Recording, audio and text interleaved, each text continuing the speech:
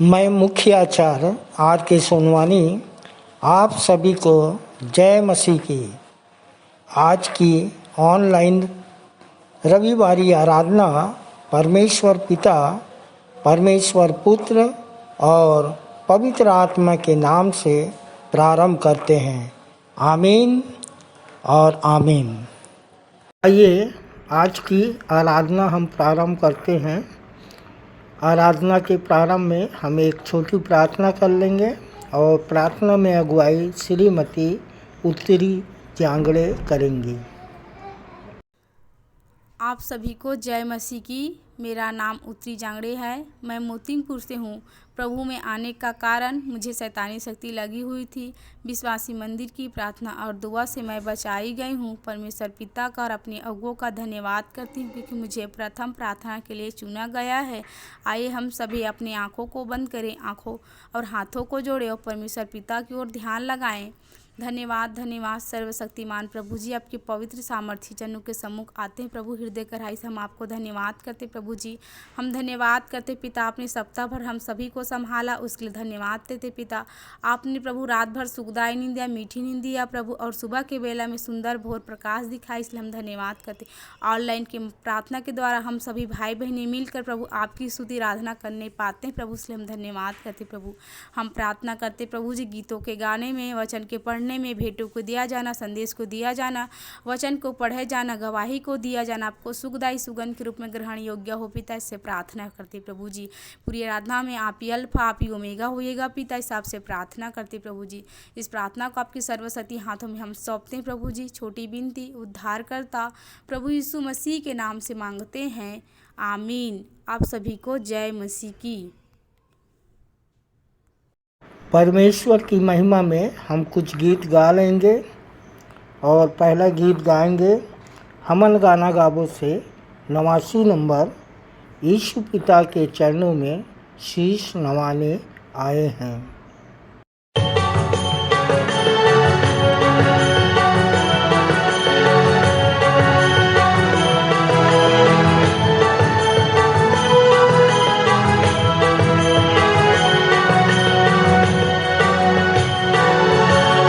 यीशु पिता के चरणों में शीश नवाने आए हैं। मार्ग वही, उद्धार वही, उसे मनाने आए हैं। यीशु पिता के चरणों में शीश नवाने आए हैं। मार्ग वही, उद्धार वही, उसे मनाने आए हैं। यीशु पिता के चरणों में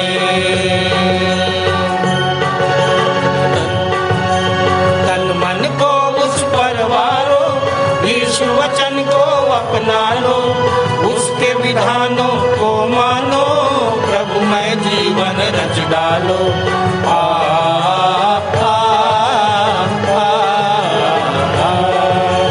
तन मन को उस पर वारो, यीशु वचन को अपना लो, उसके विधानों को मानो, प्रभु में जीवन रच डालो। यीशु पिता के चरणों में शीश नवाने आए हैं। मार्ग वही, उद्धार वही, उसे मनाने आए हैं। यीशु पिता के चरणों में नादानों की राह वही, सत्य सुचिर संसार वही, जग जीवन संचार वही, जीने का आधार वही।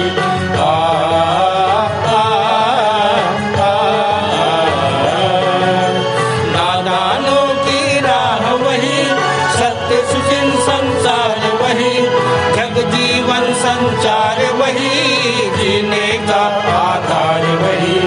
यीशु पिता के चरणों में शीश नवाने आए हैं। मार्ग वही, उद्धार वही, इसे मनाने आए हैं। यीशु पिता के चरणों में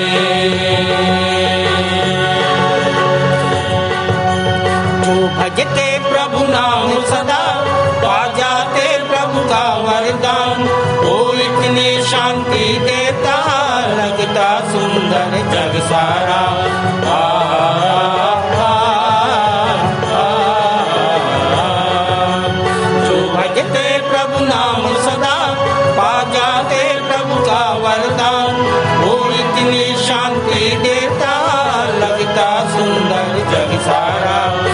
यीशु पिता के चरणों में शीश नवाने आए हैं। मार्ग वही, उद्धार वही, उसे मनाने आए हैं यीशु पिता के चरणों में।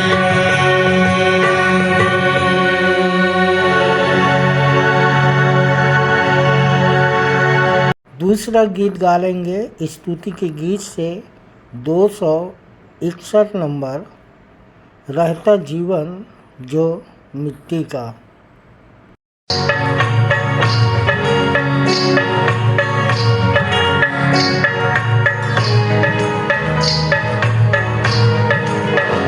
रहता जीवन जो मिट्टी का बर्तन टूटा हुआ वो बनाता सोने सा जीवन आया हुआ।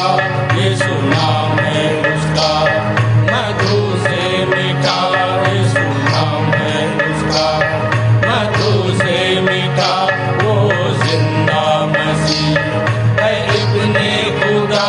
रहता जीवन जो मिट्टी का बर्तन टूटा हुआ। आज और कल वो नहीं बदलता, सर्वदा एक सा है। आज और कल वो नहीं बदलता, सर्वदा एक सा है। जीवन की सारी निराशाओं को दूर वो करता है। जीवन की सारी निराशाओं को दूर वो करता है। यीशु नाम है उसका मधु से मीठा, यीशु नाम है उसका मधु से मीठा, वो जिंदा मसीह है इब्ने खुदा।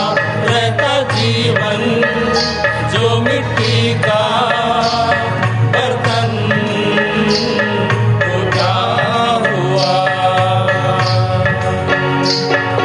सागर से भी गहरा प्यार मसीह का, अंत नहीं उसका है। सागर से भी गहरा प्यार मसीह का, अंत नहीं उसका है। जीवन मृत्यु आंधी आई, दूर वो करता है। जीवन मृत्यु आंधी आई, दूर वो करता है। यीशु नाम है उसका मधु से मीठा, यीशु नाम है उसका मधु से मीठा, वो जिंदा मसीह है इब्ने खुदा। रहता जीवन जो मिट्टी का बर्तन टूटा हुआ।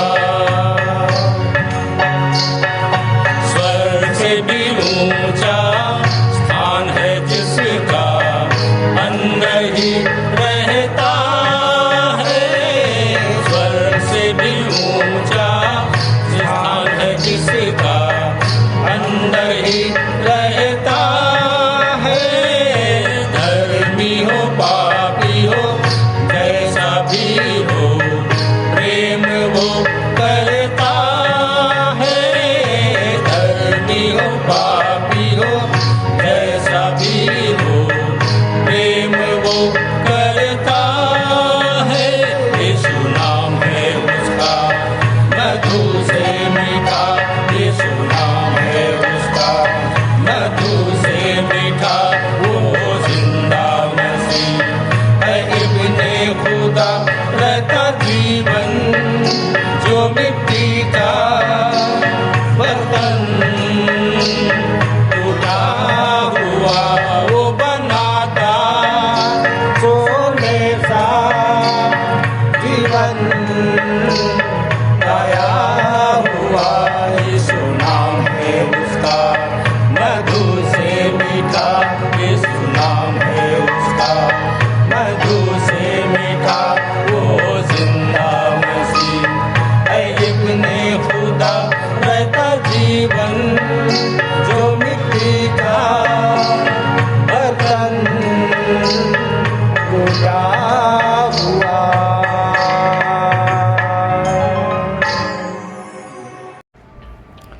धन्य है यहोवा जो मेरी चट्टान है, वह मेरे हाथों को लड़ने और युद्ध करने के लिए तैयार करता है। वह मेरे लिए करुणा निधान और गढ़, ऊंचा स्थान और छुड़ाने वाला है।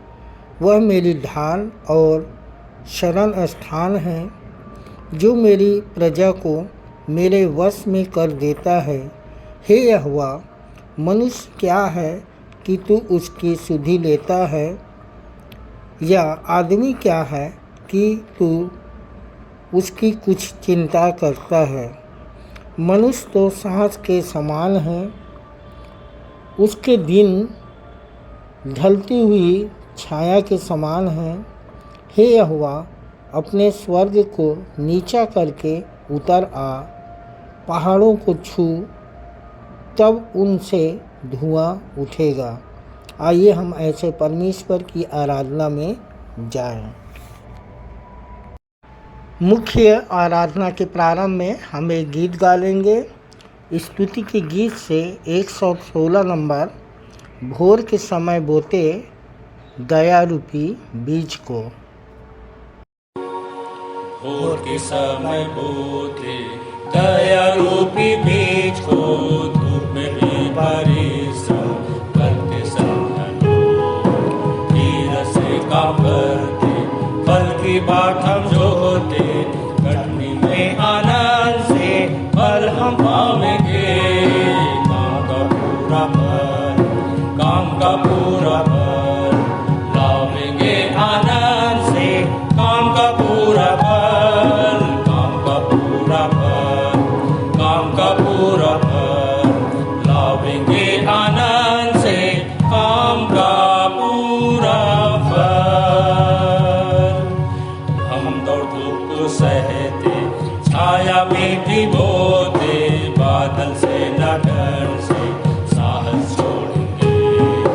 कटनी के समय पर पक्का फल मिलेगा, तब आनंद से काम के फल हम पावेंगे। काम का पूरा फल, काम का पूरा फल लावेंगे आनंद से, काम का पूरा फल, काम का पूरा फल, काम का पूरा फल लावेंगे आनंद से, काम का पूरा फल। प्रभु ख्रिस्त के लिए रोते हुए बोए, यदि हानि देखे हम घबराते हो, दुख का अंत होगा, प्रतिफल वह देगा, तब आनंद से काम के फल हम पावेंगे। काम का पूरा फल, काम का पूरा फल लावेंगे आनंद से, काम का पूरा फल, काम का पूरा फल, काम का पूरा फल लावेंगे आनंद से, काम का पूरा फल।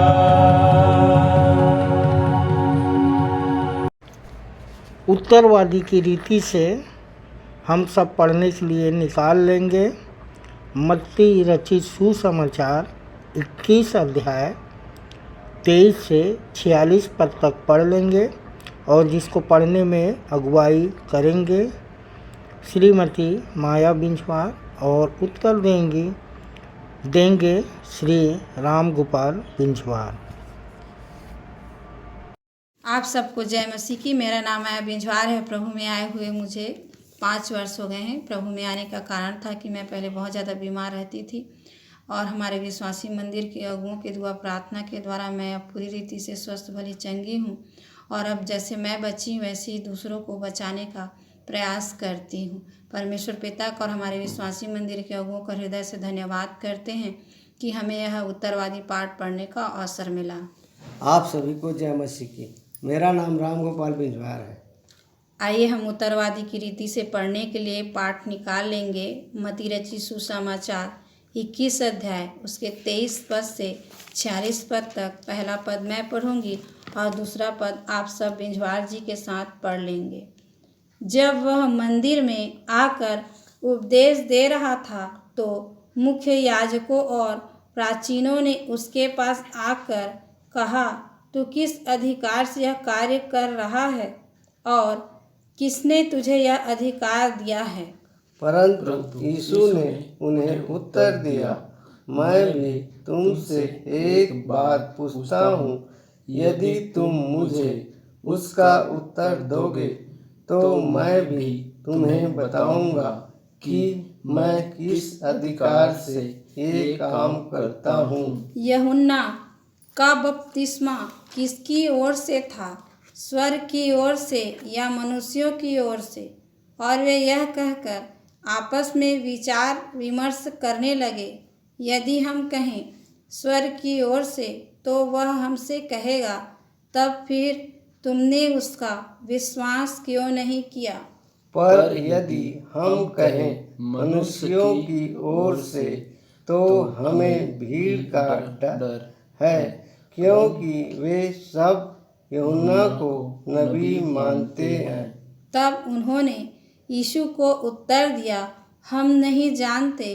तो उसने भी उनसे कहा, मैं भी तुम्हें यह नहीं बताऊंगा कि किस अधिकार से ये कार्य करता हूँ। परंतु तुम क्या सोचते हो? किसी मनुष्य के 2 पुत्र थे और उसने पहले के पास जाकर कहा, बेटे जा आज दाख वाटिका में काम कर। और उसने उत्तर दिया, अच्छा मैं जाऊंगा, परंतु वह नहीं गया। फिर पिता ने दूसरे के पास जाकर वैसा ही कहा, परंतु उसने उत्तर दिया, मैं नहीं जाऊंगा। फिर भी इसके बाद वह पछताया और गया। इन दोनों में से किसने अपने पिता की इच्छा पूरी की? उन्होंने कहा, दूसरे ने। यीशु ने उनसे कहा, मैं तुमसे सच कहता हूँ कि तुमसे पहले कर वसूल करने वाले और वेश्याएं परमेश्वर के राज्य में प्रवेश करेंगी। क्योंकि यूहन्ना तुम्हारे पास धार्मिकता का मार्ग दर्शाने आया और तुमने उसका विश्वास न किया, परंतु कर वसूलने करने वालों और वेश्याओं ने उसका विश्वास किया। परंतु यह देखकर भी तुम्हें बाद में पश्चाताप नहीं हुआ कि उसका विश्वास करते। एक और दृष्टांत सुनो। एक स्वामी था जिसने दाख उद्यान लगाया और बाड़ा लगाकर उसे घेरा। उसने उसके अंदर रसकुंड खोदा और एक मचान बनाया तथा उसे किसानों को ठेके पर देकर यात्रा पर चला गया। जब फल का समय आया तो उसने अपने दासों को किसानों के पास फसल लेने के लिए भेजा। परंतु किसानों ने उसके दासों को पकड़कर एक को पीटा, दूसरे को मार डाला और तीसरे का पथराव किया। फिर उसने दासों का एक और झुंड भेजा और जो पहले से अधिक बड़ा था, और उन्होंने उनके साथ भी वैसा ही किया। परंतु अंत में उसने अपने पुत्र को इस आशा से उनके पास भेजा कि ये मेरे पुत्र का आदर करेंगे। परंतु जब किसानों ने पुत्र को देखा तो आपस में कहा, यह तो उत्तराधिकारी है, आओ हम इसे मार डालें और इसका उत्तराधिकार छीन लें। अतः उन्होंने उसे पकड़ा और दाख उद्यान के बाहर निकालकर मार डाला। इसलिए जब दाख उद्यान का स्वामी आएगा तो उन किसानों के साथ क्या करेगा?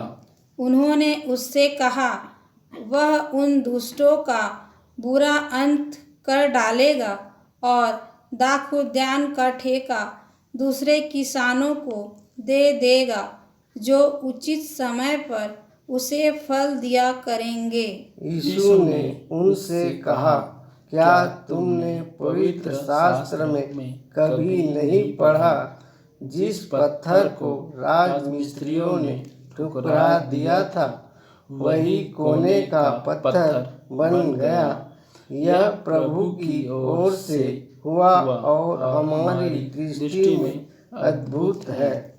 इसलिए मैं तुमसे कहता हूँ कि परमेश्वर का राज्य तुमसे ले लिया जाएगा और एक ऐसी जाति को जो उसका फल लाए दे दिया जाएगा। जो कोई इस पत्थर पर गिरेगा वह चूर चूर हो जाएगा, परंतु जिस किसी पर यह गिरेगा उसे पीसकर धूल बना डालेगा। जब मुख्य याजकों और फरीसियों ने उसके दृष्टांतों को सुना तो समझ गए कि वह हमारे ही विषय में कह रहा है। अंतिम वचन हम सब एक साथ पढ़ लेंगे। और जब उन्होंने उसे पकड़ना चाहा तो वे भीड़ से डर गए, क्योंकि लोग उसे नबी मानते थे। परमेश्वर पिता अपने जीवित वचन के पढ़े और सुने जाने पर हम सबको बहुतायत की आशीष दे। आमीन। आप सबको जय मसीह की। आइए हम विश्वास वचन बोलें। मैं सर्वशक्तिमान पिता पर स्वर्ग और पृथ्वी के सृजनहार परमेश्वर पर विश्वास रखता हूँ।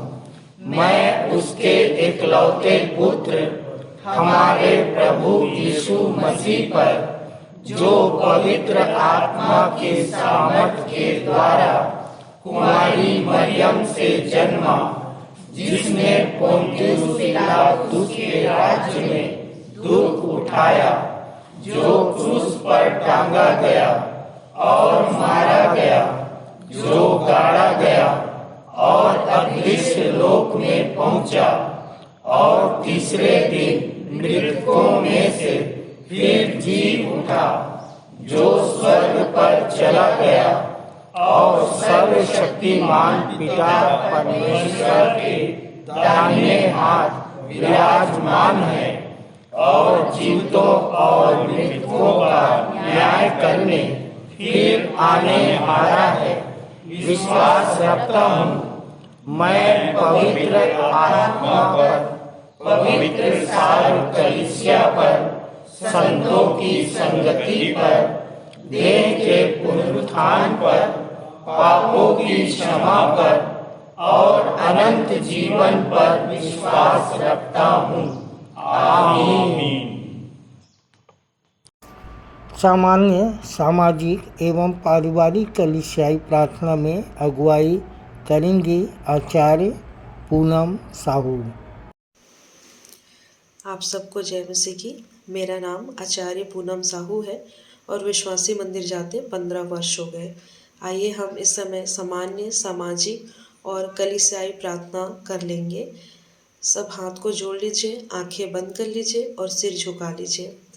हमारे सर्वशक्तिमान पिता परमेश्वर, प्रभु यीशु मसीह के सामर्थी नाम में हम आपके पास आते हैं। पिता, आपको हृदय की गहराई से धन्यवाद देते हैं प्रभु जी कि बीते सप्ताह आपने हम सबों को संभाले रखा और आज आपके ठहराए हुए पवित्र विश्राम दिन में आपके समीप उपस्थित होने पाए हैं।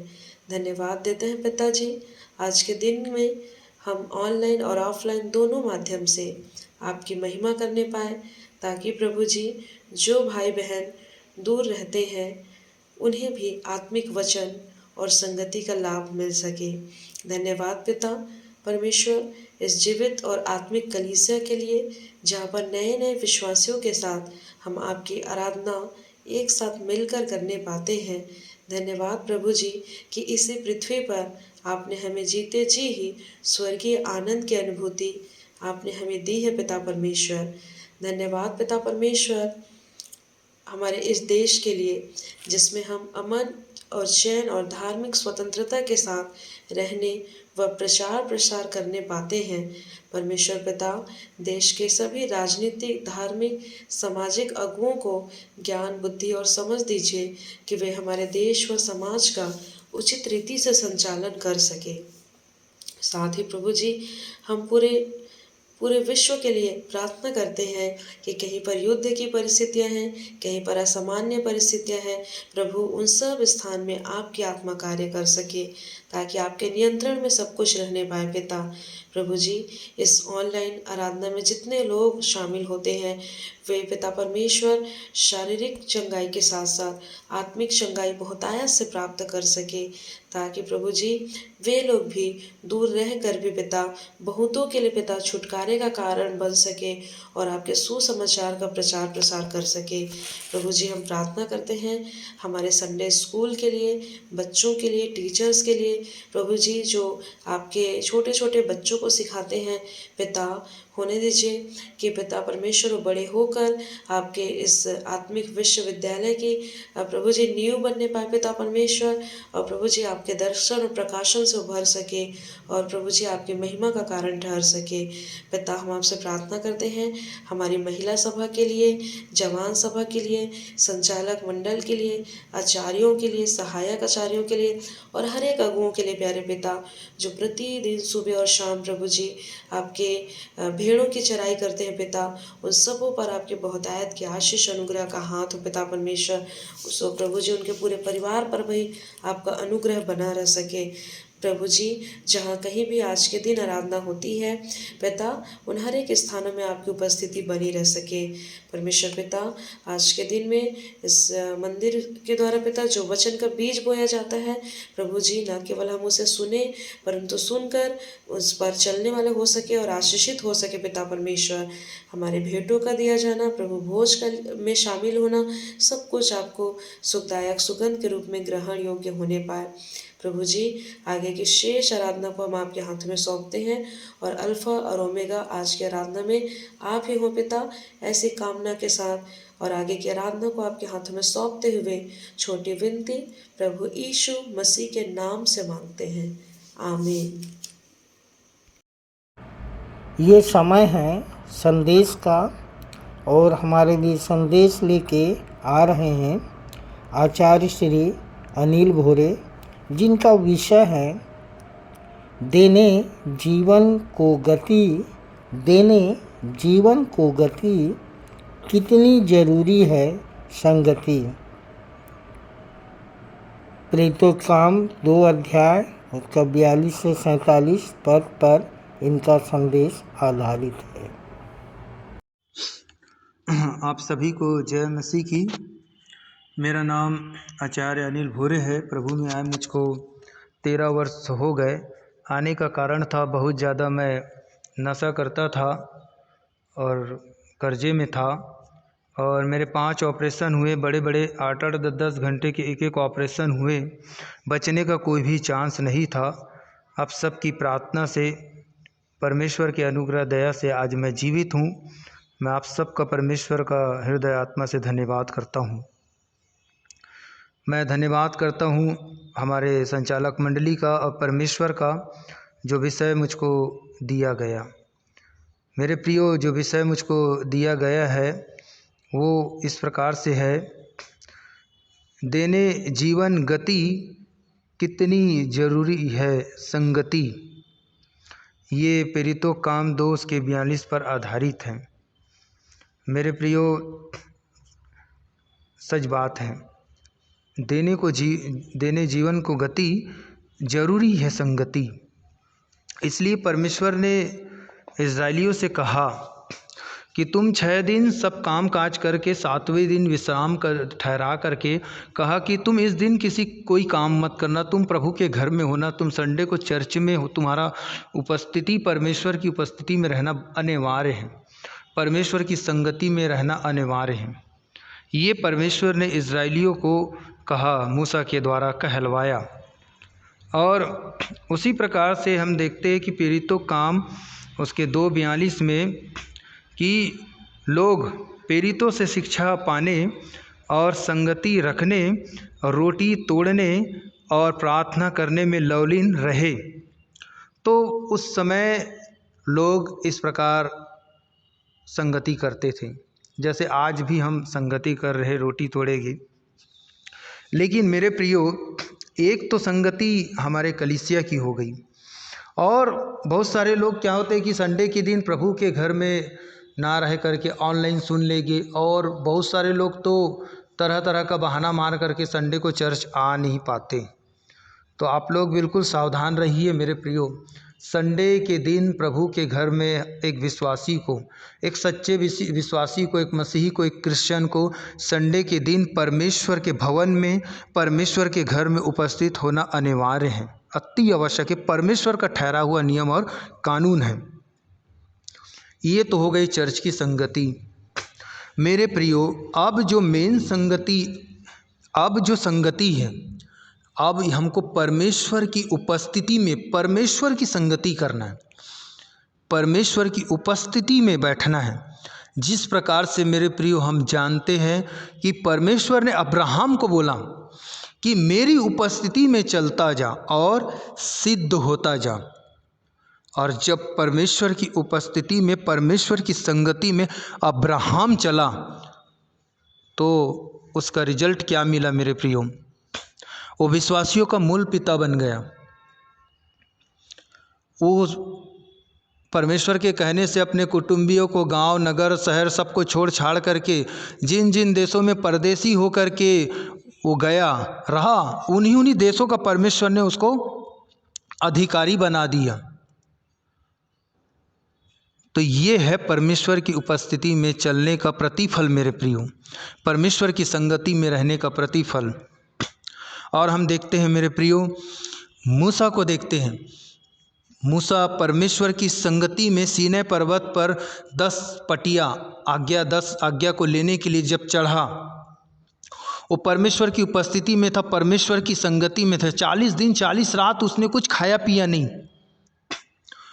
और देखो कि वो इतना तेज से भर गया परमेश्वर की उपस्थिति में, परमेश्वर की संगति में रहने के कारण, कि जब वो नीचे उतरा 10 आज्ञा को ले करके, तो इजरायली उसके चेहरे से किरणें निकलती थी, उसके चेहरे को देख नहीं पाई, मजबूरन उसको अपने चेहरे पे पर्दा लगाना पड़ा, इतना तेज से उभर गया था। तो परमेश्वर की संगति में, परमेश्वर की उपस्थिति में रहने का ये प्रतिफल मिलता है मेरे प्रियो। हम देखते हैं मेरे प्रियो एलीशा को। एलीशा परमेश्वर की उपस्थिति में बैठा था।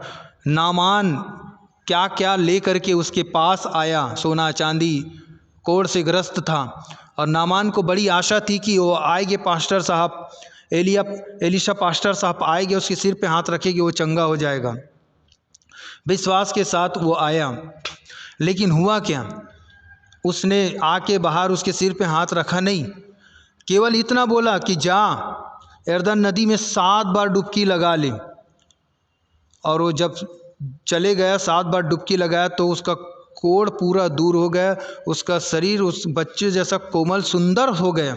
तो ये परमेश्वर की उपस्थिति में बैठने, परमेश्वर की संगति में रहने, चलने का परमेश्वर की उपस्थिति में ये प्रतिफल मिलता है मेरे प्रियो। आज हम देखते हैं आदम को, परमेश्वर की उपस्थिति में जब आदम था, संगति में था, चलता था, परमेश्वर ने उसके लिए सारी सुख सुविधाएं करके रखी हुई थी, और जैसे ही वो परमेश्वर की उपस्थिति से दूर हुआ, उसने शैतान का कहना माना, कष्टों से पूरा जीवन भर गया। और आज भी ऐसा ही होता है इंसान के साथ। परमेश्वर की संगति, परमेश्वर की उपस्थिति में ना चलने के कारण इंसान का जीवन कष्टों में पड़ जाता है, दुखों में पड़ जाता है। शैतान उसको उलझा देता है, बहका देता है, भटका देता है, फंसा देता है संसार के ग्लैमर में, संसार के सारे काम काजों में और संसार की आकर्षण में फंसा देता है उसको। परमेश्वर की उपस्थिति में जब पौलुस सिलास आधी रात को आराधना कर रहे थे, स्तुति आराधना कर रहे थे, तो क्या हुआ मेरे प्रियो? जेल की नींव हिल गई जेल की नींव हिल गई, सारे बंधन, कैदी आज़ाद हो गए, बंधन उनके बेड़ियाँ टूट गई, कैदी आज़ाद हो गए। और देखो प्रतिफल परमेश्वर की उपस्थिति में उनके बैठने का। दरोगा उसका पूरा परिवार ने बपतिस्मा लिया, दरोगा उसका पूरा परिवार प्रभु में आ गई। ये परमेश्वर की उपस्थिति में, संगति में बैठने का प्रतिफल है मेरे प्रियो।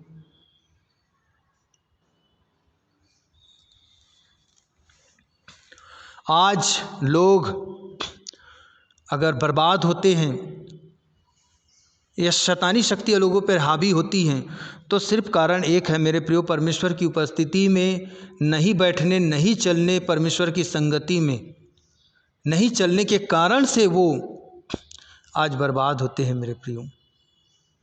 शैतानी शक्तियाँ लोगों पर हावी होती हैं। आज आप और मैं विचार करें कि क्या हम परमेश्वर की संगति में, परमेश्वर की उपस्थिति में चल रहे हैं कि नहीं चल रहे हैं। और अगर नहीं चल रहे हैं तो आज ही मौका है, आज ही उद्धार का दिन है, अनुग्रह का समय चल रहा है मेरे प्रियो। आज ही वो समय है कि हम परमेश्वर की उपस्थिति में, संगति में चलने, रहने, उठने, बैठने की कोशिश करें, ताकि जिस प्रकार से इनके जीवन में काम हुआ, चाहे मूसा हो, चाहे अब्राहम हो, चाहे एलीशा हो, वो शक्तियाँ हमें भी प्राप्त होगी मेरे प्रियो। तो अंत में 4 लाइनें अर्ज हैं, कृपया समाप्त फरमाइए। आज परमेश्वर से इंसान के रिश्ते हो चुके हैं इतने लूज, तो कैसे बने पतरस और पौलुस। भर रखा है संसार दुनियादारी का भूसा, भर रखा है मन दिल दिमाग में संसार दुनियादारी का भूसा, तो कैसे बने एलिया और मूसा। छोड़कर बेकार की चिंता सारी दुनियादारी, छोड़कर बेकार की चिंता सारी दुनियादारी, हम सब वचन की संगति करके वचन हो जाए हमें देधारी, हम सब शैतान पे पड़ जाए भारी, हम सब शैतान पे पड़ जाए भारी। मेरे प्रियो, जितने भी परमेश्वर की संगति में, उपस्थिति में चले, उन सब का वर्णन इब्रानियों की किताब 11वां अध्याय में किया गया है कि वो सब विश्वास के हीरोज़ कहलाए, क्योंकि ये परमेश्वर की संगति में, परमेश्वर की उपस्थिति में चलने वाले लोग थे मेरे प्रियो। और जब ये परमेश्वर की उपस्थिति, संगति में चलते थे तो कैसे इनके जीवन में अजीब अचंभे के काम इनके जीवन में होते थे, और इनके द्वारा अजीब अचंभे के काम इनके हाथों से परमेश्वर कराता था। ये होता है परमेश्वर की उपस्थिति में, परमेश्वर की संगति में रहने का प्रतिफल। मेरे प्रियो, जो अभी मैंने जितने भी वचन बताए हैं उसमें मैंने रेफरेंस नहीं दे पाया, तो ये सारे रेफरेंस है, आप लोग इसको ज़रूर पढ़िएगा, सुनिएगा और पढ़ लीजिएगा सुन करके। जब मैंने अब्राहम को बताया तो अब्राहम का है, अब्राहम के बारे से जो बताया मैंने, तो वो उत्पत्ति 17 उसका 1 से 1 उसको पढ़ लीजिएगा तो अब्राहम के बारे से आपको पता चलेगा। और जो मैंने एलीशा के बारे से बताया तो पहला राजा उसका 5 उसका 10 उसका 16, 5 उसका 10 उसका 16 में ये वर्णन है एलीशा के बारे से जो मैंने घटना बताया। और जो मैंने मूसा के बारे से बताया तो मूसा की जो घटना है वो निर्गमन 34 उसका 28 उसको पढ़िएगा तो ये जो मूसा के बारे से मैंने बताया घटना वो इस अध्याय में पाया जाता है। और जो पौलुस सिलास के बारे से मैंने बताया है वो प्रेरितों काम 16 उसका 25 उसको पढ़िएगा तो ये आपको मिल जाएगा, ये जो वचन मैंने अभी रखा। और जो मैंने ये तो मैं जो प्रेरितों काम 2 उसका 42 में है जो मैंने बताया, संगति के बारे से। और आदम के तो बारे से आप जानते हो कि उत्पत्ति 3 में आदम के बारे से जो है वो उत्पत्ति 3 की घटना है। तो इस प्रकार से ये सारे रेफरेंस हैं, आप लोग ये सारे रेफरेंस को ज़रूर पढ़ लीजिएगा। मैंने अभी जो संदेश दिया उसमें मैंने रेफरेंस नहीं डाल पाया था, इस कारण से इसमें मैंने दोबारा रिपीट किया हूँ। आप लोग ज़रूर सुनिएगा और पढ़िएगा। सबको जय मसीह की। सुंदर संदेश के लिए आचार्य श्री अनिल भोरे और उनके पूरे परिवार को प्रभु बहुतायत की आशीष दे। प्रभु भोज विधि का संचालन करने के लिए आ रही हैं आचार्य श्रीमती प्रीतमा कुर्रे। आप सभी को जय मसीह की। मेरा नाम आचार्य श्रीमती प्रियतमा कुर्रे है और प्रभु में आए मुझे लगभग 23 वर्ष हो चुके हैं। और प्रभु भोज संचालन के लिए मैं परमेश्वर पिता का धन्यवाद करती हूँ। प्रियो, जैसा हम सभी जानते हैं कि उद्धार की आवश्यकता हर एक मनुष्य को होती है, क्योंकि उद्धार के बिना हमें जीवन नहीं मिलता, शांति नहीं मिलती। मनुष्य उद्धार की खोज में भटकता है और नाना प्रकार के उपाय करता है, परंतु मनुष्य अपने उपायों से उद्धार को प्राप्त नहीं कर सकता। इसलिए परमेश्वर ने हमारे उद्धार के लिए अपने इकलौते पुत्र प्रभु यीशु मसीह को बलिदान कर दिया कि उसके लहू से हमारे पाप धुल सके और हम उद्धार को पा सकें। परंतु इसके लिए हमें उस पर विश्वास करके उसे अपना उद्धारकर्ता अंगीकार करना होता है। जिस मनुष्य ने उसे अपना उद्धारकर्ता मानकर ग्रहण किया, उन्होंने उद्धार को पाया।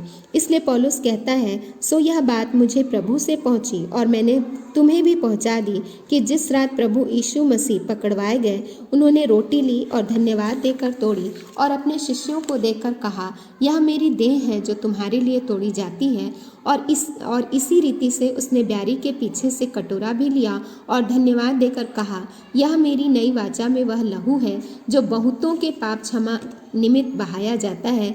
सो जब कभी तुम इस रोटी को खाते और इस लहू को पीते हो, मेरी मृत्यु को प्रचार करते हो। सो प्रियो, हम प्रभु के स्मरण में यही किया करते हैं। सो आइए हम इस देह के प्रतीक रोटी और इस लहू के प्रतीक दाखरस के लिए प्रार्थना करें। महान दयालु सर्वशक्तिमान पिता, स्वर्ग और पृथ्वी के सृजनहार प्रभु जी, बड़े ही धन्यवाद के साथ एक बार फिर से आपके चरणों के समीप आते पिता, हृदय से आपका धन्यवाद करते हैं कि हमारे पापी होने पर प्रभु जी आपने हमारे लिए एक व्यवस्था की और प्रभु आपने अपने इकलौते पुत्र को हमारे लिए दे दिया ताकि उसके लहू बहाए जाने से, उसके कोड़े खाने से हम चंगे हो सकें और उद्धार को प्राप्त कर सकें। प्रेमी पिता परमेश्वर, इस रोटी और इस दाखरस को हम आपके हाथों में देते हैं ताकि इसकी अशुद्धियाँ प्रभु आप में होकर दूर हो सकें और प्रभु जी ये प्रभु यीशु मसीह की देह और लहू में परिवर्तित हो सके और पिता परमेश्वर हम इसे ग्रहण करें तो आपके नाम की महिमा हमारे जीवन से होने पाए। आदर और महिमा आपको देते हुए छोटी दुआ उद्धारकर्ता प्रभु यीशु मसीह के नाम से मांगते हैं, आमीन। जितनों ने प्रभु यीशु मसीह को अपना उद्धारकर्ता करके ग्रहण किया है, बपतिस्मा लिया है, वे इसे ग्रहण कर सकते हैं और जिन्होंने बपतिस्मा विधि के द्वारा इसे ग्रहण नहीं किया है, वो इसे लेने से ठहरे रहें और समय का इंतज़ार करें। प्रियो, इसे ग्रहण करने के पश्चात हम सभी मिलकर प्रार्थना करें।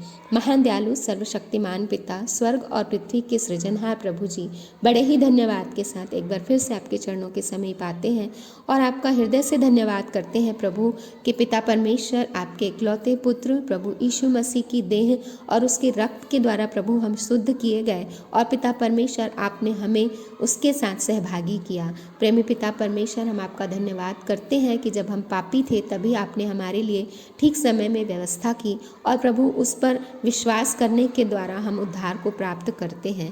प्रेमी पिता परमेश्वर, इसे जब हमने ग्रहण किया है तो एक नई ऊर्जा, एक नई शक्ति और एक नया उमंग हमें दीजिए प्रभु जी, ताकि पिता परमेश्वर हम आपके इकलौते पुत्र के इस बलिदान को प्रभु स्मरण रख सकें और प्रभु जी आपके दोबारा आगमन तक हम उसके नाम की स्तुति, बड़ाई और प्रशंसा कर सकें, उसके नाम का प्रचार कर सकें सकें। और प्रभु जी, हम बहुत से लोगों को जो अंधकार में भटकते हैं, आपके इकलौते पुत्र के बारे में उन्हें भी बता सकें, और प्रभु जी उनको भी विश्वास हो सके और वो भी उद्धार का अनुभव अपने जीवन में कर सकें।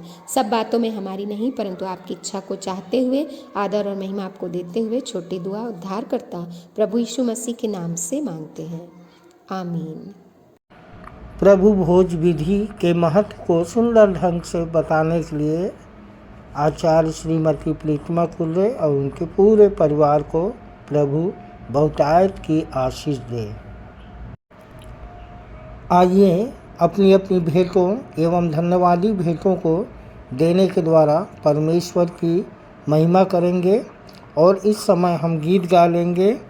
स्तुति के गीत से 5 नंबर, आशीष तुझसे चाहते हैं, हे स्वर्गीय पिता हम आते हैं। तत्पश्चात भेंट की प्रार्थना करने में अगुवाई करेंगी श्रीमती पिंकी साहू, जो गनियारी से हैं। ये समय है भेंट अर्पित करने का, और हम सब अपनी अपनी भेंटों को परमेश्वर के सम्मुख लाएं, परमेश्वर के समीप में लेके आएं। और इस समय हम एक गीत गा लेंगे, जो गीत स्तुति के गीत में से गीत क्रमांक 5, आशीष तुझसे चाहते हैं, हे स्वर्गीय पिता हम आते हैं।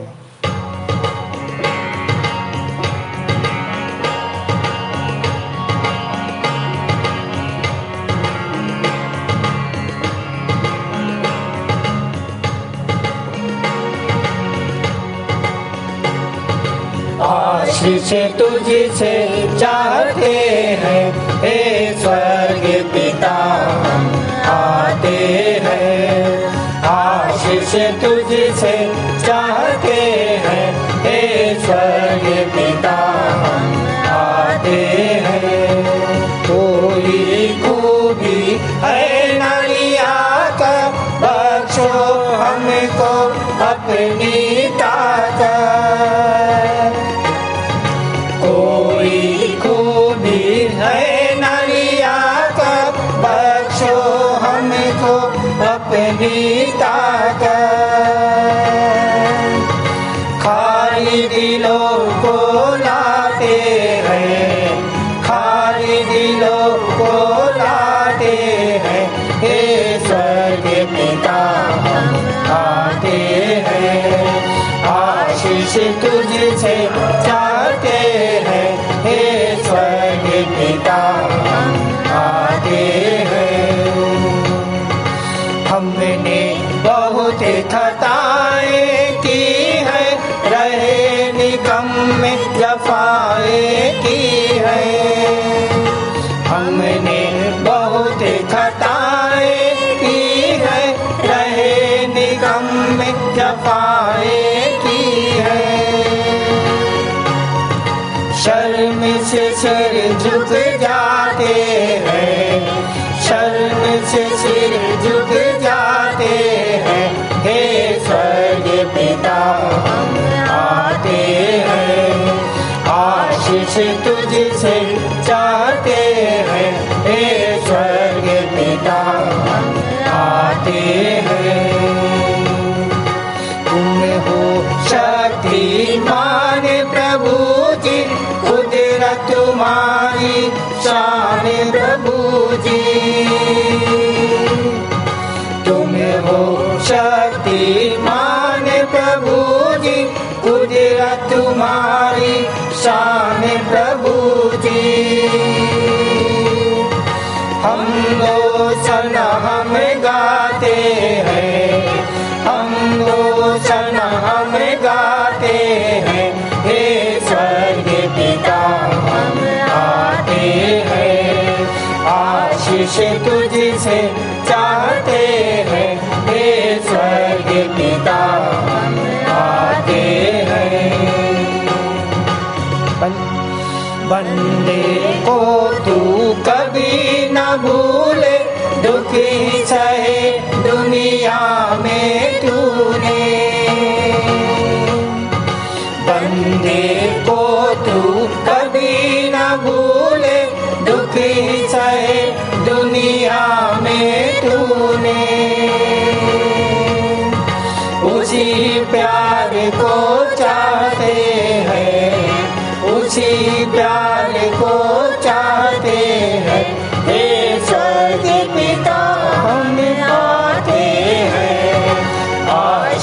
तुझसे चाहते हैं, हे स्वर्गीय पिता आते हैं।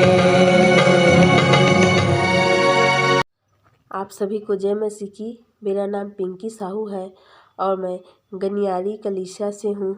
मैं सर्वप्रथम पिता परमेश्वर का और अपने अगुओं का धन्यवाद देती हूँ कि मुझे भेंट की प्रार्थना करने का अवसर मिला है। इसके लिए परमेश्वर और अपने अगुओं का धन्यवाद देती हूँ।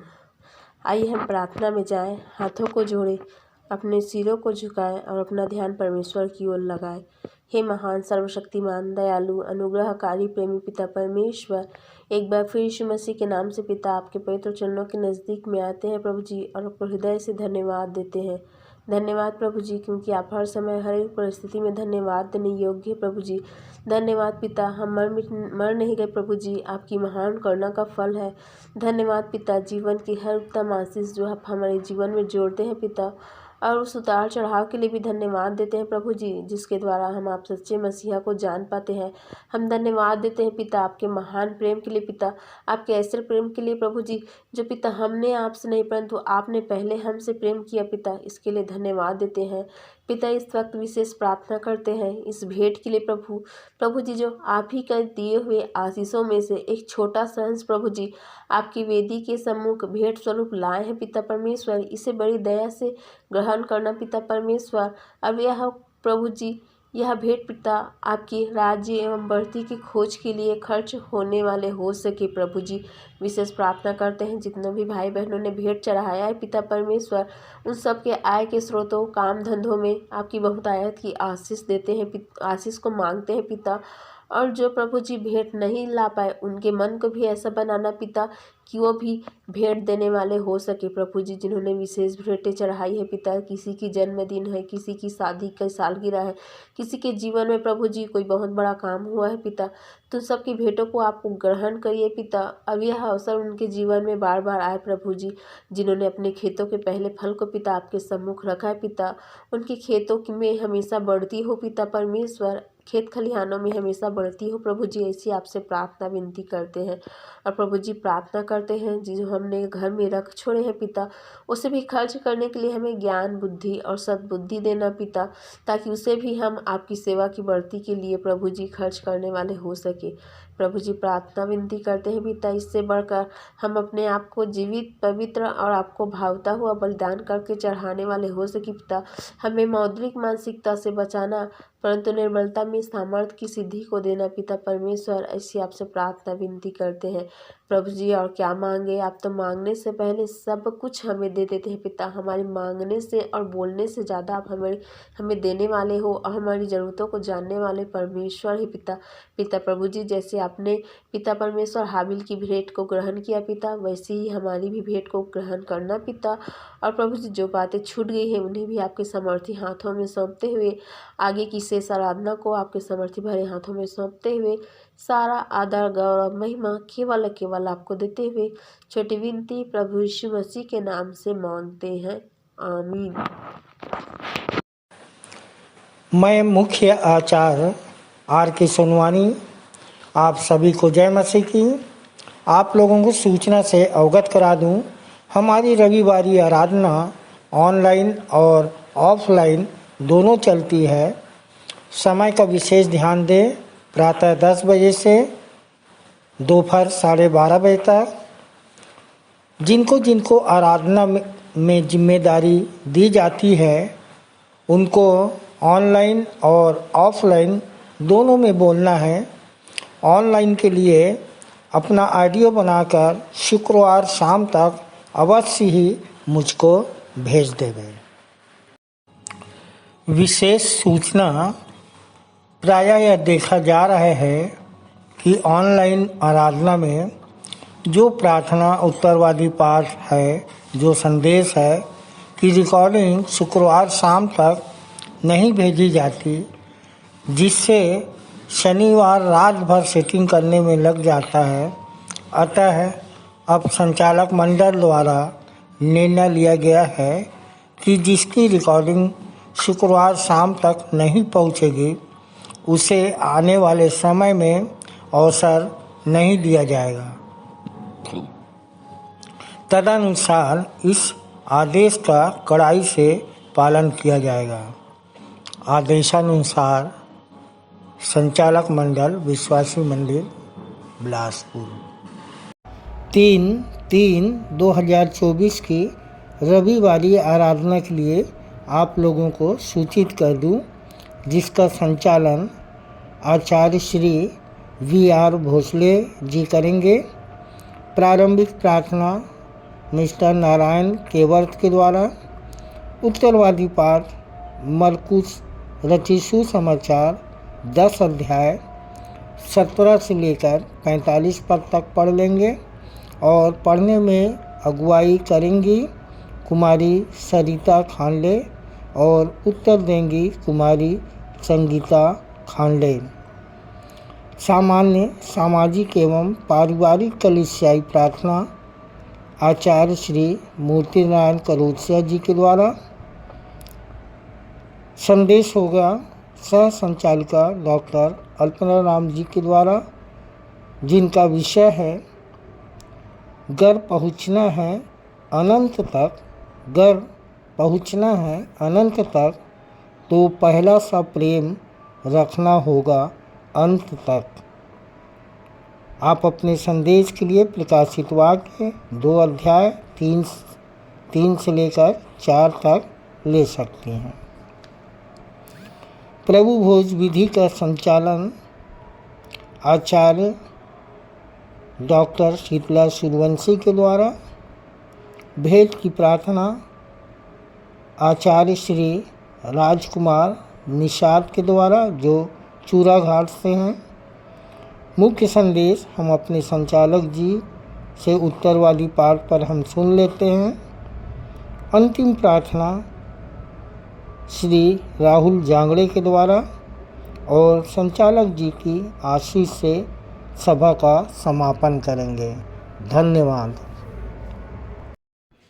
आइए अंत में सुन लेते हैं अपने मंदिर के संचालक जी द्वारा पिछले सप्ताह के संदेशों की समीक्षा एवं उत्तरवादी पाठ पर संक्षिप्त टिप्पणी तथा आज के व्यवहारिक जीवन में इसका उपयोग। प्रभु यीशु मसीह के मधुर और मीठे नाम में फिर से आप सबको जय मसीह की। प्रियो, आज का जो विषय है उसमें आगे बढ़ने से पहले मैं स्तुति के गीत से 63 नंबर का एक गीत गाना चाहता हूँ। उसका तीसरा पद। हन्ना कैफा पुरनियों की सभा खतरे से हुई परेशान। अंधकार की सामर्थ खत्म होने पर बड़ा घबराया शैतान। अंधकार की सामर्थ खत्म होने पर बड़ा घबराया शैतान। गाओ गाओ जय के गीत गाओ, ताली बजा के तुम गाओ। यीशु राजा जिंदा हुआ, हालेलुया, खुशी से सबको सुनाओ। यीशु राजा जिंदा हुआ, हालेलुया, खुशी से सबको सुनाओ। मैं इस गीत को इसलिए गाया कि पिछले सप्ताह हमारे आचार्य श्री संदीप अंचल द्वारा इसी विषय पर एक बहुत शानदार संदेश दिया गया और जिसका विषय था आज चारों ओर फैलाई जा रही है प्रचार में बाधक नकारात्मक सूचनाएं।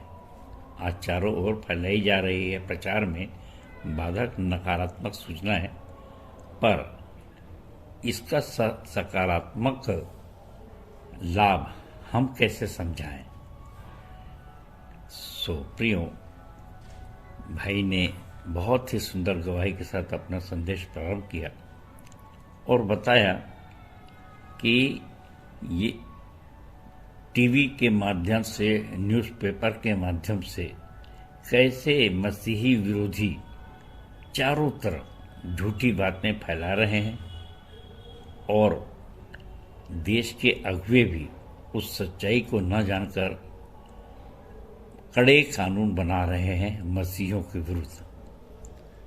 और जब ये स्थिति आती है तो भाई ने बताने का प्रयास किया कि ये कोई नई बात नहीं है और वचन में तो बहुत ही बार बार कहा गया, यीशु मसीह द्वारा स्वयं कहा गया कि मेरे नाम के कारण से लोग तुम्हें सताएंगे, झूठ बोल बोल कर तुम्हारी निंदा करेंगे, तो आनंदित और मगन होना,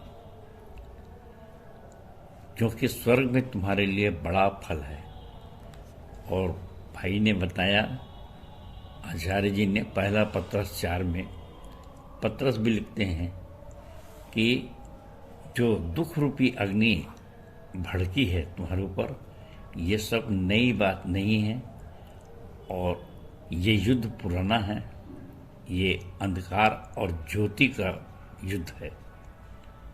और इसलिए कि हमने उस यीशु मसीह को अपने अंदर जीवित और चलता फिरता पाया है और इसलिए ये जो संदेश है, ये जो सुसमाचार है, हम खुद बचते हैं और दूसरों को बचाते हैं, परंतु शैतान तो सबको नष्ट करना चाहता है और इसलिए वो इस प्रकार की नाना प्रकार की समस्याएं पैदा करता है। परंतु पुराने समय से देखा जाए तो कैसे कैसे प्रचारक थे और कैसे कैसे उनकी मृत्यु हुई, इब्रानी 11 में इसकी पूरी सूची है। और कितनी अच्छी बात लिखी है कि स्त्रियों ने अपने मरे हुओं को फिर जिंदा पाया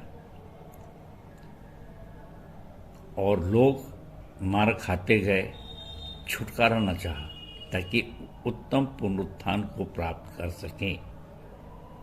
और पुराने नियम में जाएं तो मूसा भी राजा फिरौन के समय में कैसे उसे राजा फिरौन मार डालना चाहता था और जिस राजमहल से ये आज्ञा निकली थी कि छोटे बच्चों को ख़त्म कर दिया जाए, मूसा जैसे लोग बच्चों को ख़त्म करने का उपाय किया गया, लेकिन परमेश्वर ने ऐसी अद्भुत युक्ति की कि वही मूसा राजमहल में पला। तो घबराने की बात नहीं है। उस समय भी विश्व में प्रभुता करने वाले बड़े बड़े राजा आए, परंतु यीशु के प्रचार को रोक नहीं सके। आप सब जानते हैं हेरोदेस, पिलातुस। क्यों?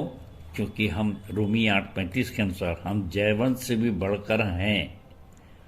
तो हमने तो जय पाई है, जो हम में है इस संसार में उससे बड़ा है।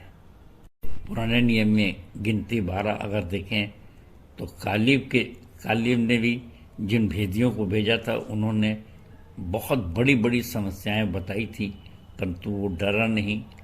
इसी प्रकार से दाऊद जो है उसने गोलियत पर विजय पाई, क्योंकि वे जानते थे कि संग्राम तो यहोवा का है और जितने भी हथियार हमारे विरुद्ध बनाए जाएंगे उनमें से कोई सफल नहीं होगा। ये हमारे लिए एक स्वर्ण अवसर है कि हम भी उन शहीदों के साथ अपना नाम लिखवा सकते हैं। और जैसा प्रकाशित वाक्य 2:10 में लिखाया है कि प्राण देने तक विश्वासी रह तो जीवन का मुकुट पाएगा। हम भी प्राण देने तक विश्वासी रहकर जीवन का मुकुट पा सकते हैं। इब्रानी 11:35 का ही दृष्टिकोण चाहिए। और भाई ने बहुत सुंदर कविता बोली कि इन क्लेशों से मसीहियों का बहुत पुराना नाता है और इसलिए जीना हमारे लिए मसीह है और मर जाना लाभ है। ये कविता नंबर 5 भी आप पढ़ सकते हैं। तो भाई को उनके सुंदर संदेश के लिए बहुत बहुत धन्यवाद। परमेश्वर आपको बहुतायत की आशीष दे। धन्यवाद।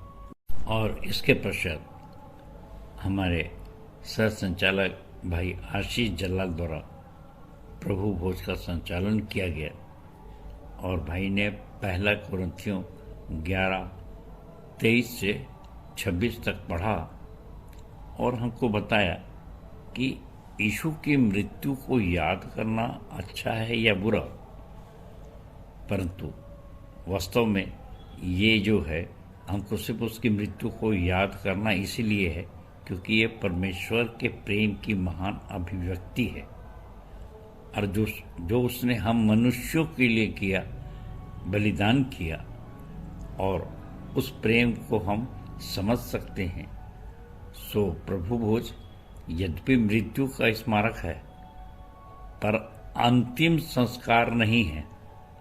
सो यीशु की मृत्यु को व पुनरुत्थान को पाप और मृत्यु पर विजय के दृष्टिकोण से देखा जाए। यूहन्ना 16:20 में ऐसा लिखा है कि तुम रोगी पर संसार आनंद करेगा, परंतु तुम्हारा शोक आनंद में बदल जाएगा। सो प्रभु भोज की सहभागिता एक उत्सव की तरह ही होना चाहिए। सो भाई को भी इस सुंदर टिप्पणी के लिए परमेश्वर बहुतायत की आशीष दे। भाई को बहुत बहुत धन्यवाद। प्रियो, इसके पश्चात मेरा संदेश था यूहन्ना 15:1 से 20 पर, और इसमें 3-4 पॉइंट्स को मैंने चर्चा किया था। एक तो लता और डाली का संबंध, दूसरा प्रेम का महत्व, और तीसरा मित्र और दास में अंतर, और चौथा सांसारिक एवं आत्मिक मनुष्य।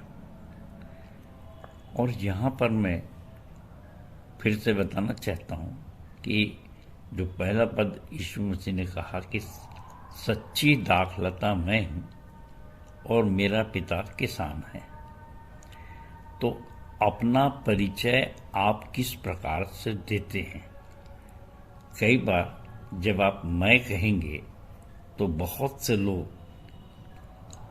आपके जो विरोधी हैं वे आपकी आलोचना करेंगे कि मैं से घमंड उत्पन्न होता है।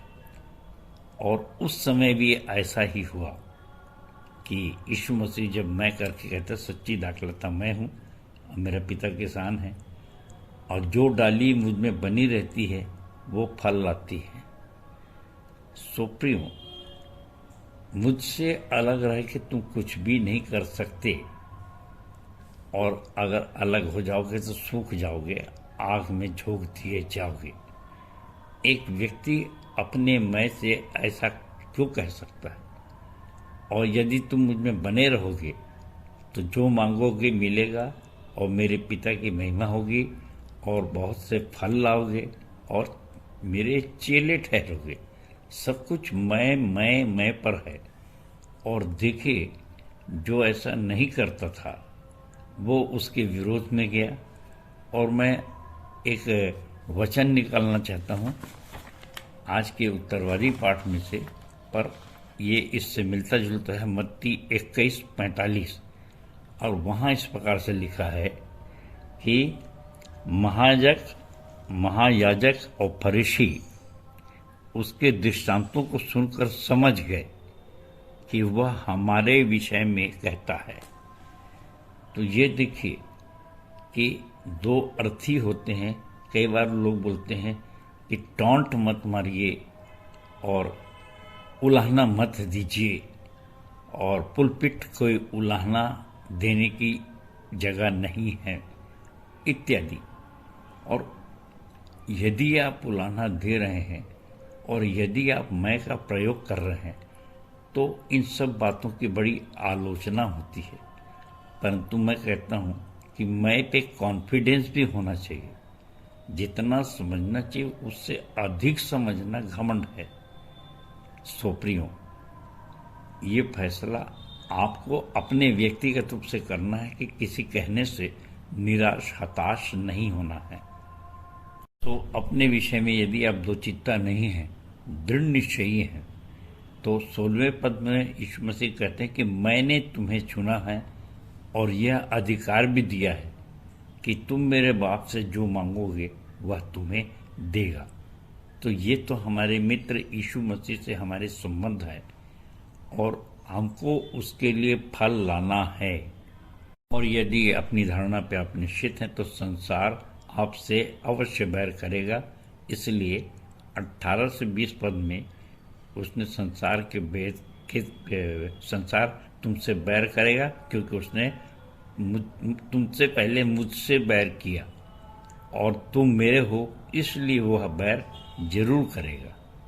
जब उसने स्वामी को नहीं छोड़ा तो दास को क्यों कर छोड़ेगा?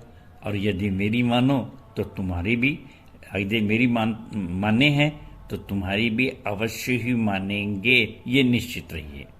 सो यूहन्ना 14:30 में जैसा लिखा है, इस संसार का सरदार आता है और यीशु मसीह ने कहा मेरा उसमें कुछ भी नहीं। सो प्रियो, कभी किसी के बहकावे में ना आए, अपने निश्चय में दृढ़ता से, अपने विश्वास को दृढ़ता से थामे रहें और बहुत से फल लाते रहें। और पहला यूहन्ना 4 का 6वां पद कभी भी न भूलिए कि हम परमेश्वर के हैं। जो परमेश्वर का है, मानता है परमेश्वर को, हमारी सुनता है, और जो परमेश्वर को नहीं जानता वह हमारी नहीं सुनता। इस प्रकार हम सत्य की आत्मा और भ्रम की आत्मा को पहचान लेते हैं। तो प्रियो, हमारे प्रकाशन, दर्शन और जितने फल हैं, फल तो आप ही हैं। अपने चाक को देखिए कि आप कैसे फल हैं। अगर आपको विश्वास है कि आप बिल्कुल सच्चे फल हैं तो हमारा कार्य बिल्कुल सही है।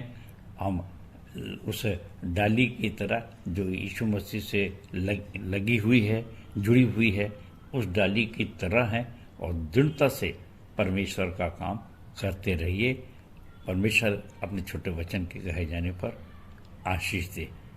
और इसके पश्चात आज का उत्तरवादी पाठ जो मत्ती 21:23 से 46 है। आइए आगे बढ़ें। धन्यवाद। प्रभु यीशु मसीह के मधुर और मीठे नाम में फिर से आप सबको जय मसीह की। आज का उत्तरवादी पाठ है मत्ती 21:23 से 46। और प्रियो, आज के वचन की रिकॉर्डिंग का ये दूसरा भाग है। और पहले भाग में हमने देखा यूहन्ना 15 का वचन था, पिछले सप्ताह हमने पढ़ा और वहाँ पर भी फलों के महत्व के विषय में बताया गया। और आज भी जो 3 विषय यहाँ पर आते हैं, पहला है फल, और दूसरा है अधिकार, और तीसरा है स्वर्ग का राज्य। अब देखिए, हम धीरे धीरे उस ओर बढ़ रहे हैं। लेन डेज चल रहे हैं। यीशु मसीह जो 40 दिन तक का उपवास रखे और सारे संसार में बहुत सी कलीसियाएं उपवास प्रार्थना कर रही हैं, मीटिंगें हो रही हैं। और ये ईस्टर का त्यौहार या ख्रीष्ट पुनरुत्थान दिवस का पर्व की तैयारी है। और स्मरण करते हैं कि शुभ शुक्रवार के दिन कैसे यीशु मसीह सूली पे चढ़े और उनने क्या क्या वाणियाँ बोली, और हम उसी तरफ आगे बढ़ रहे हैं। और इसके पहले कि हम 23वें पद में आए, मैं चाहता हूँ कि पहले 1 से 11 की पर विचार करें कि यीशु मसीह यरूशलेम में प्रवेश कर रहे हैं गदही पर सवार होकर, और कैसे होशन्ना होशन्ना पुकारते हैं। और वही शास्त्री फरीसी महायाजक सब इस बात के लिए चिंता करते हैं कि तू सुनता है। यीशु मसीह कहते हैं कि ये क्या कहते हैं कि हमें धार्मिक अगुओं से बचा। और लोगों ने कहा ये कौन है। और इसके पश्चात 12 से 17 देखें तो यीशु मसीह ने मंदिर की सफाई की। और जितने क्या तुमने मेरे पिता के घर को व्यापार का घर बना दिया है, गढ़ बना लिया है। इसके पश्चात 18 से 22 में यीशु मसीह ने अंजीर के वृक्ष को श्रापित किया। और यहाँ पर भी ये जो कहा गया है कि 19वें पद में, मत्ती 21 का 19वां पद मैं आपके सामने पढ़ रहा हूँ, जहाँ इस प्रकार से लिखा है, और अंजीर का एक पेड़ सड़क के किनारे देखकर वह उसके पास गया और पत्तों को छोड़ उसमें और कुछ न पाकर उससे कहा, अब से तुझमें फिर कभी फल न लगे। और अंजीर का पेड़ तुरंत सूख गया। प्रियो, पहले भाग में हम फलों के महत्व को देखे और मैं चाहता हूं कि उसके महत्व को बताने के लिए यीशु मसीह ने जो मत्ती 7, 15, 16 में कहा वो भी आपके सामने पढ़ूं। यहाँ इस प्रकार से लिखा है, झूठे भविष्यवक्ताओं से सावधान रहो, जो भेड़ों के भेष में तुम्हारे पास आते हैं परंतु अंतर में फाड़ने वाले भेड़िए हैं। उनके फलों से तुम उन्हें पहचान लोगे। क्या झाड़ियों से अंगूर या ऊंट कटारों से अंजीर तोड़ते हैं? प्रियों, पहला शब्द मैंने फल लिया है और इसीलिए ये आज के उत्तरवादी पट का आखिरी जो वचन है वो मैं आपके सामने पढ़ना चाहता हूँ। 43 क्षमा करें, आखिरी तो 46 है, पर मैं 43 आपके सामने पढ़ना चाहता हूँ। इसलिए मैं तुमसे कहता हूँ कि परमेश्वर का राज्य तुमसे ले लिया जाएगा और एक ऐसी जाति को जो उसका फल लाए दे दिया जाएगा। सो प्रियो, यूहन्ना 3:11-12 हम जानते हैं कि हम फल ला रहे हैं। अपने फलों पर बिल्कुल विश्वास करिए। और मैं तो इसलिए दृढ़ता से कहता हूँ कि आप अपने आप को देखिए कि आप सही फल हैं अथवा नहीं हैं। और अगर मैं नाम गिनना चाहूँ तो हजारों नाम आ जाएंगे। सो आप दृढ़ता के साथ परमेश्वर के लिए निश्चित रूप से फल लाते रहिए। और ये हमारे लिए बड़े आनंद की बात है। और निश्चित रहिए कि हमारे प्रकाशन दर्शन बिल्कुल सही हैं। और इसके पश्चात जब आप दृढ़ता से आगे बढ़ रहे हैं तो फिर आपको अधिकार दिया जाएगा। तो प्रियो, आपको अधिकारी बनाया जा रहा है और अपने अधिकार को ही अगर आप ना समझें तो फिर कैसा विश्वास होगा। और इसलिए यीशु मसीह को 21वें पद में कहना पड़ा कि यीशु ने उन्हें उत्तर दिया कि मैं तुमसे सच सच कहता हूँ, यदि तुम विश्वास रखो और संदेह न करो तो न केवल यह करोगे जो इस अंजीर के पेड़ से किया गया, परंतु यदि इस पहाड़ से भी कहोगे कि उखड़ जा और समुद्र में जा पड़ तो यह हो जाएगा। सो स्मरण रखें कि आप अपने पर संदेह न करें। आप कैसे फल हैं ये स्वयं आप सुनिश्चित करें। तो प्रियो, यदि आप छोटे छोटे अधिकार में दबंग नहीं हैं, निश्चित नहीं हैं, तो फिर स्वर्ग के राज्य का अधिकार आपको कौन देगा? बड़ा चार्ज कौन देगा? बड़ा ऑफिसर कौन बनाएगा? सो इसीलिए चूंकि अधिकार की बात आई और इसलिए आज के उत्तरवादी पाठ मत्ती 21:23 से 46 का मैं 23वां पद आपके सामने पढ़ रहा हूँ। और ये अधिकार की बात शुरू हुई जहाँ इस प्रकार से लिखा है, वह मंदिर में जाकर उपदेश कर रहा था कि महायाजकों और लोगों के पुरनियों ने उसके पास आकर पूछा, तू ये काम किसके अधिकार से करता है और तुझे यह अधिकार किसने दिया है। प्रियो, आप जानते हैं कि अगले पद में यीशु मसीह ने उन्हें उत्तर दिया, और जैसा हमारे उत्तर का देना वाले इसमें भाग में दिया है बोर्ड नंबर 5 पर कि सारांश, सटीक और व्यवहारिक उत्तर नम्रता से देने का परिणाम एक आत्मा की जीत होती है। सो प्रियो, यीशु मसीह ने भी उचित समय पर सारांश, सटीक एवं व्यवहारिक उत्तर नम्रता से दिया। और यीशु मसीह ने कहा, आप सब जानते हैं कि यूहन्ना का बपतिस्मा कहाँ से था। प्रियो, यहाँ पर स्मरण रखिए कि वे कोई जवाब नहीं दे सके। यदि वे कहते कि सर की ओर से था तो यीशु मसीह कहते, भाई आप उसके पीछे क्यों नहीं मानते, क्यों नहीं।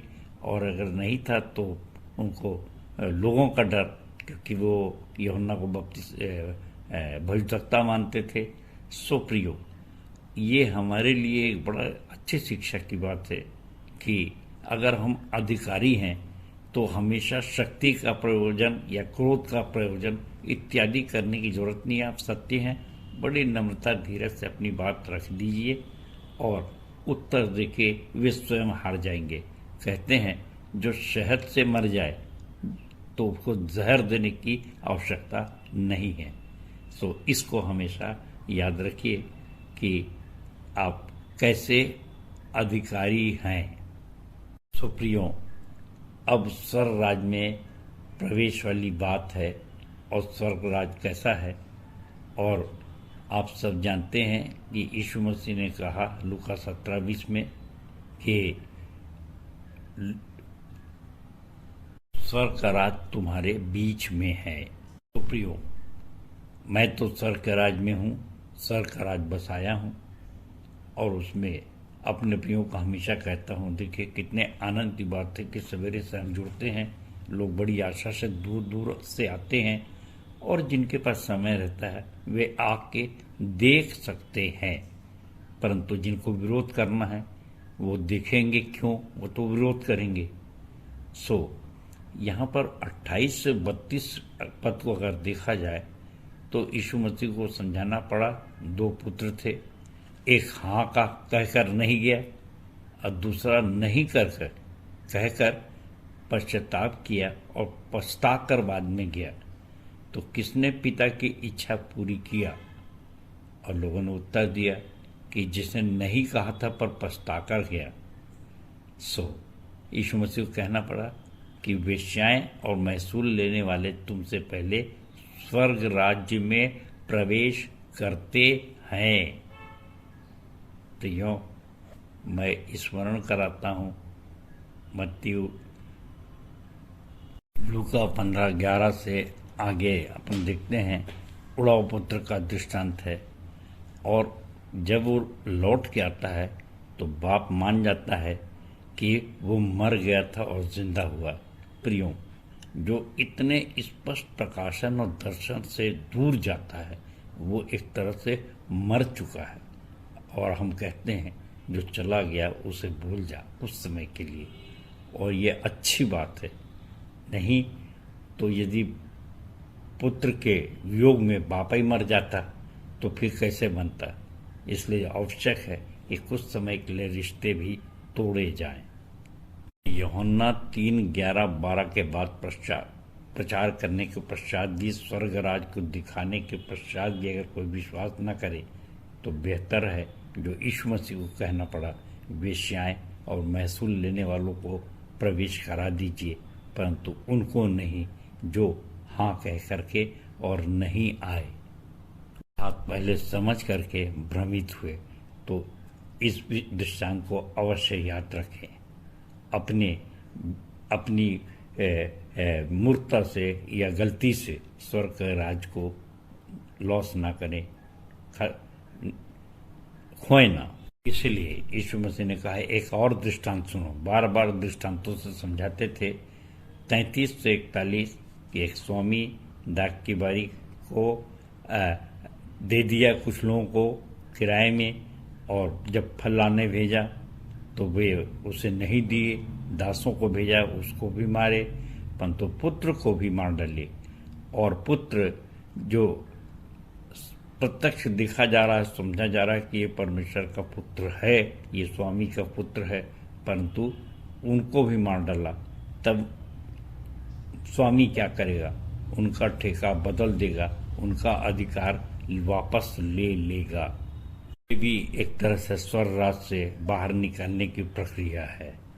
42वें पद में आइए कि जिस पत्थर को राजमिस्त्रियों ने निकम्मा ठहराया वही कोने का सिरा महत्वपूर्ण पत्थर हो गया।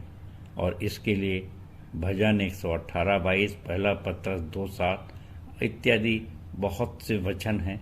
पर यहाँ पर भी हमारे सामने यही स्थिति बनती है कि यदि बहुत सारे विचारधाराएं संसार के हैं और बहुत सारे प्रचारक हैं, बहुत सारे दृष्टिकोण हैं, जिससे वे हम जैसे लोगों को कई बार निकम्मा ठहराते हैं, बड़बोला ठहराते हैं, घमंडी ठहराते हैं, बहुत से दोष लगाते हैं और फल को देखकर भी इनकार करते हैं। तो ऐसों से भ्रमित मत होइए। मैं स्मरण करता हूँ हमारे आचार्य SD यादव भाई, वे जानते हैं कि वे आज गिडियन के कितने महत्वपूर्ण पद पर, चैपलिन पद पर हैं, परंतु एक बार जब वो बहुत संकट में थे तो ऐसे ही संस्था के बहुत से लोगों ने यही कहा था कि इनको निकाल के बाहर फेंक दिया जाए, ऐसे व्यक्ति को कोई स्थान न दिया जाए। तो प्रियो, ये कितना प्रत्यक्ष उदाहरण है हमारे बीच में कि ऐसे व्यक्ति को जिसे उन लोगों ने निकम्मा ठहराया वही आज कैसे कोने का सिरा हो गए हैं। प्रियो, जो 43वां पद मैंने पहले पढ़ा था वो फिर से पढ़ रहा हूँ कि परमेश्वर का राज इनसे लेकर ऐसी जाति को जो फल लाए दे दिया जाएगा। तो यीशु मसीह के इन दृष्टांतों से, जिसको मैंने प्रारंभ में टॉन्ट कहा और उलाहना देने की बात कहा, 44 से 46 में यीशु मसीह ने कहा जो इन पर गिरेगा चकनाचूर हो जाएगा। महायाजक और फरीसी समझ गए कि वो हमसे कहता है और इसलिए वो उसे पकड़ना चाहे, और परंतु उससे डर गए। प्रियो, आज आपने देखा, और फिर मैं कहता हूँ पहली चीज़ फल लाइए और स्वर्ग के राज को अपने बाप का राज्य समझिए और बड़े अधिकार के साथ हर काम अधिकार के साथ करिए, और इस प्रकार से स्वर्ग राज का आनंद उठा आप सकते हैं और भ्रमित न होइए। सो परमेश्वर अपने वचन के कहे जाने पर आशीष दे सबको। जय मसीह की, जय मसीह की और जय मसीह की। धन्यवाद। उत्तरवादी पाठ पर सुंदर सारगर्भित एवं व्यवहारिक टिप्पणी के लिए अपने संचालक जी का बहुत बहुत धन्यवाद करते हैं। तालियां। हम अपनी आराधना के अंतिम भाग में हैं। अंतिम गीत गाएंगे स्तुति के गीत से 102 नंबर, मैं यीशु के साथ नूर में चलूँगा। अंतिम प्रार्थना श्रीमती जूही नेहा जलाल के द्वारा। प्रभु की प्रार्थना और श्री सहसंचालक श्री आशीष जलाल जी की आशीष से सभा का समापन करेंगे।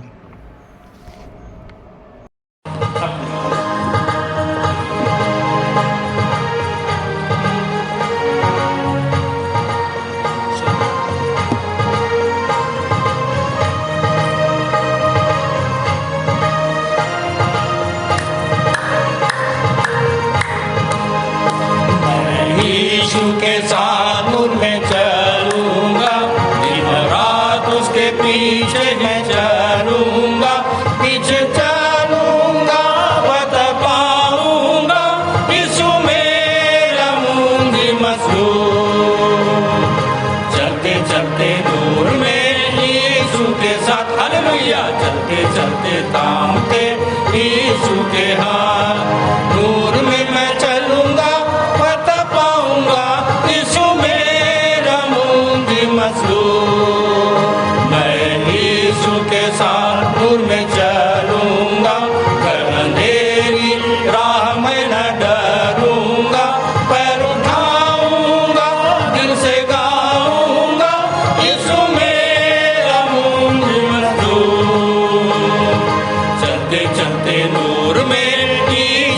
साथ हालेलुया चलते चलते थामते यीशु के हाथ। दूर में मैं चलूंगा फतह पाऊंगा, यीशु मेरा होंगी मसरूर। मैं यीशु के साथ दूर में चलूंगा, जब कभी भी आवाज उसकी सुनूंगा, उससे कहूंगा फर्ज सब दूंगा, तू ही मेरा होंगी मसरूर। चलते चलते नूर में यीशु के साथ हालेलुया चलते चलते थामते यीशु के हाथ। नूर में मैं चलूंगा फतह पाऊंगा, यीशु मेरा होंगी मसरूर। मैं यीशु के साथ नूर में चलूंगा, ताके ताके रोज मदद पाऊंगा। रंज या खुशी हो या नजदीक मौत हो, यीशु मेरा होंगी मसरूर। चलते चलते नूर में यीशु के साथ हालेलुया चलते चलते थामते यीशु के हाथ। नूर में मैं चलूंगा फतह पाऊंगा, यीशु मेरा होंगी मसरूर।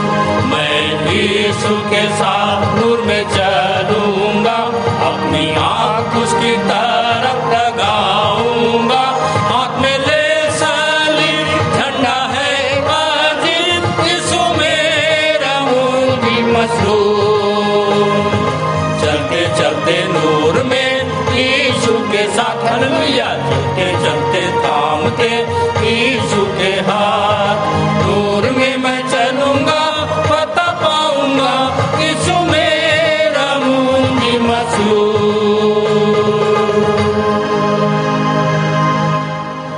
आप सबों को जय मसीह की। हम अपनी आराधना के अंतिम भाग में हैं।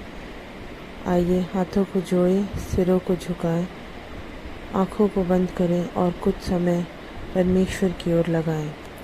महान अनुग्रहकारी सामर्थ्य पिता परमेश्वर, इस विश्रामवार के दिन हम आपके चरणों के करीब आते हैं पिता। आपको लाखों लाख धन्यवाद देते हैं जीवन की तमाम उत्तम आशीषों के लिए पिता परमेश्वर, जो आपने हमें दी है पिता। आपके द्वारा पिता परमेश्वर हम आज का ये दिन देखने पाए हैं पिता परमेश्वर, और आप हमारी इस आराधना के अल्फ़ा और ओमेगा हुए हैं पिता। इसलिए हम आपको लाखों लाख धन्यवाद देते हैं पिता परमेश्वर। धन्यवाद देते हैं पिता कि हम सब मिल के पिता परमेश्वर आपकी आराधना स्तुति करने पाए हैं पिता। आपके गीतों को गा पाए हैं पिता परमेश्वर, आपके वचनों को सुन पाए हैं पिता, प्रभु भोज को ग्रहण कर पाए हैं पिता परमेश्वर। इसलिए हम आपको लाखों लाख धन्यवाद देते हैं पिता परमेश्वर। जिस तरह से अभी तक आपने हमें संभाला है पिता, हमारी सुधि ली है पिता परमेश्वर, आने वाले दिनों में भी पिता आप हमारे रक्षक और मददगार होइएगा पिता परमेश्वर। और इसी प्रकार पिता हम आगे भी आपकी महिमा और स्तुति करने पाए, ऐसी आपसे विनती और प्रार्थना करते हैं पिता। विशेष प्रार्थना करते हैं पिता परमेश्वर कि आज की इस आराधना में पिता परमेश्वर हमने जो वचन सुना है पिता, वो हमारे जीवन में फलदायक हो सके पिता, और हमारे जीवन में पिता परमेश्वर वो 1000 गुना फल लाने वाला हो सके। हम सिर्फ वचनों को सुनने वाले ना हो पिता, बल्कि उस पर चलने वाले भी बन सके पिता। ऐसी समझ, बुद्धि और ज्ञान देना पिता। विशेष प्रार्थना करते हैं पिता, जितने भी नए लोग यहाँ आए हैं पिता परमेश्वर, जितने भी लोग परेशान हैं पिता और अपनी मनोकामना के साथ आपके चरणों के करीब आए हैं पिता, उन सबों की मनोकामनाओं को आप जानते हैं पिता परमेश्वर। उन सब की बातों को, मन की बातों को आप जानते हैं पिता। होने देना पिता परमेश्वर, उन सब की मनोकामनाएं आपके द्वारा पूरी की जाने वाली हो सके पिता। जो बीमार है पिता परमेश्वर, उन्हें चंगाई मिल सके पिता। और हर इंसान पिता परमेश्वर आत्मिक और शारीरिक दोनों ही प्रकार से चंगाई को प्राप्त करने वाला हो सके पिता। ऐसी आपसे विनती और प्रार्थना करते हैं पिता। विशेष प्रार्थना करते हैं पिता परमेश्वर कि हमारे द्वारा मन वचन कर्म से अगर कोई पाप अपराध हुआ है पिता, तो आप उसे क्षमा करें। और हमें देना पिता परमेश्वर के हम सब मिलके आपके राज्य की महिमा और स्तुति करते हुए आगे बढ़ने वाले हो सके पिता, और उस स्वर्गीय मुकाम को पा सके पिता परमेश्वर जो आपने हमारे लिए रखा हुआ है पिता। जो प्रार्थना है पिता परमेश्वर कि जिस तरह से अभी तक आपने हमें संभाला है, हमारी सुधि ली है पिता परमेश्वर, आने वाले दिनों में भी आप हमारे रक्षक को मददगार होइए और अगले सप्ताह फिर हम एक साथ एकजुट होकर आपकी आराधना और स्तुति करने पाए पिता। ऐसी आपसे विनती और प्रार्थना करते हैं। हफ्ते भर हमें संभालना पिता परमेश्वर और हमारे संगों साथ रहना पिता परमेश्वर। ऐसी आपसे विनती और प्रार्थना करते हैं पिता। अपना देह, प्राण और आत्मा का समर्पण आपके हाथों में करते हुए इस छोटी सी दुआ को आपके प्रिय बेटे प्रभु यीशु मसीह के धन्य पवित्र नाम से मांग लेते हैं, आमीन। हे हमारे पिता, तू जो स्वर्ग में है, तेरा नाम पवित्र माना जाए, तेरा राज्य आए, तेरी इच्छा जैसे स्वर्ग में पूरी होती है वैसे ही इस पृथ्वी पर भी पूरी हो। हमारे दिन भर की रोटी आज हमें दे, और जैसे हमने अपने अपराधियों को क्षमा किया है वैसे ही तू भी हमारे अपराधों को क्षमा कर, और हमें परीक्षा में ना डाल परंतु बुराई से बचा, क्योंकि राज्य, पराक्रम और महिमा सदा तेरे ही हैं। आमीन। और अब हमारे पिता परमेश्वर का प्रेम, खुदावन प्रभु यीशु मसीह का अनुग्रह है, पवित्र आत्मा की शांति और सहभागिता हम सब के ऊपर अब से लेकर सदाकाल तक होती रहे। आमीन।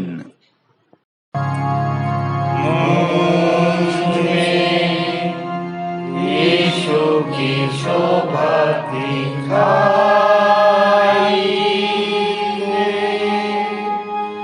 उसका अद्भुत प्यारा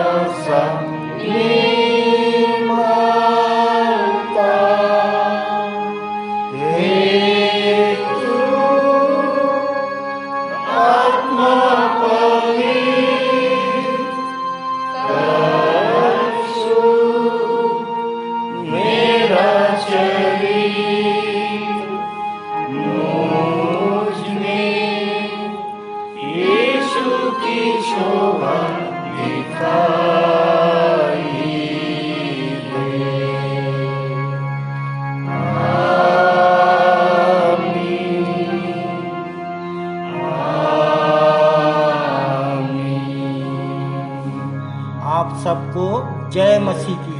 जय मसीह की।